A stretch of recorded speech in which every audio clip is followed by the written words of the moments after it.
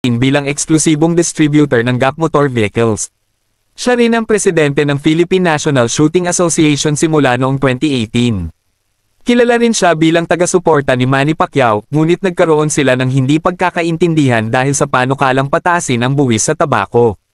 Personal na buhay. Si Chavit Singson ay unang ikinasal kay Evelyn Verzosa, kung saan mayroon silang 7 anak bago sila maghiwalay.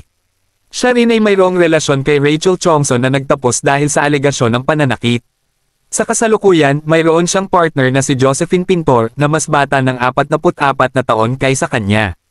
Kamakailang kaganapan. Noong ika-12 ng Enero taong 2025, nag-withdraw siya mula sa kanyang kandidatura para senador dahil sa mga suliranin sa kalusugan dulot ng pneumonia.